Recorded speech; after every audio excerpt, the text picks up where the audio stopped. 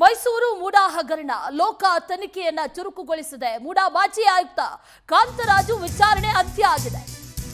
ಲೋಕಾಯುಕ್ತ ವಿಚಾರಣೆಯನ್ನ ಎದುರಿಸಿ ಹೊರಗೆ ಬಂದಿದ್ದಾರೆ ಮಾಜಿ ಆಯುಕ್ತರು. ವಿಚಾರಣೆ ಅಂತ್ಯ ಆಗಿದೆ.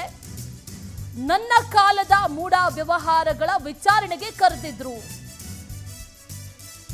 2017ರಲ್ಲಿ ನಾನು ಮೈಸೂರು ಮೂಡಾದ ಆಯುಕ್ತನಾಗಿದ್ದೆ. ಆಗ ಪಾರ್ವತಿಯವರು ಪಡೆದಿದ್ದಂತ ಭೂ ಪರಿಹಾರದ ವಿಚಾರಣೆ ನಡೆದಿದೆ ಅಂತ ಹೇಳಿದ್ದಾರೆ. ಆಗ ಅಭಿವೃದ್ಧಿಪಡಿಸಿದಂತಹ ಭೂಮಿಯನ್ನ ಕೊಡೋದಕ್ಕೆ ತೀರ್ಮಾನಿಸಿದ್ವಿ. ಇದೆಲ್ಲದರ ಬಗ್ಗೆ ವಿಚಾರಣೆ ಆಗಿದೆ ಅಂತ ಹೇಳಿದ್ದಾರೆ ಕಾಂತರಾಜು. ತನಿಖೆ ಪ್ರಗತಿಯಲ್ಲಿದೆ, ಯಾವುದನ್ನು ಕೂಡ ಹೆಚ್ಚು ಹೇಳಲಾರೆ. ವಿಚಾರಣೆ ಬಳಿಕ ಮೂಡಾ ಮಾಜಿ ಆಯುಕ್ತ ಕಾಂತರಾಜು ಈಗ ಹೇಳಿಕೆಯನ್ನ ನೀಡಿದ್ದಾರೆ. ಇವತ್ತು ವಿಚಾರಣೆಯನ್ನ ಎದುರಿಸಿದ್ದಾರೆ. ವಿಚಾರಣೆಯನ್ನ ಮುಗಿಸಿದ ನಂತರದಲ್ಲಿ ಮಾತಾಡಿದ್ದಾರೆ.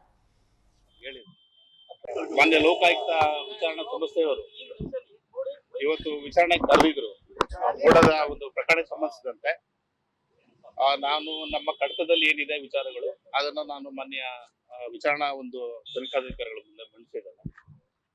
ಹೆಚ್ಚಿನ ವಿಚಾರಗಳು ಕಡತದಲ್ಲಿ ಏನಿದೆ ಅಷ್ಟು ವಿಚಾರಗಳನ್ನು ಪ್ರಸ್ತಾಪ ಮಾಡಿ ಹೇಳಿದ್ದೇವೆ. ಇಷ್ಟು ಬಿಟ್ಟರೆ ನಾವು ಇನ್ನೇನು ವಿಚಾರಗಳು ಹೇಳಿದ್ದೀವಿ.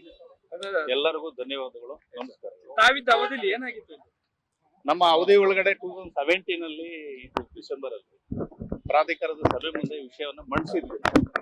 ಅದ್ರಲ್ಲಿ ಸೈಟ್ ವಿಷಯ ಅಲ್ಲ, ಅದು ಈ ಸದರಿ ಇದಕ್ಕೆ ಸಂಬಂಧಪಟ್ಟಂತೆ ವಿಚಾರಕ್ಕೆ ಸಂಬಂಧಿಸಿದಂತೆ ಮೊನ್ನೆ ಪ್ರಾಧಿಕಾರದ ನಿರ್ಣಯ ಅದು ಕನ್ಸಾಲಿಡೇಟೆಡ್ ಡಿಸಿಷನ್ ಆಗಿರ್ತಕ್ಕಂಥ ವಿಚಾರ.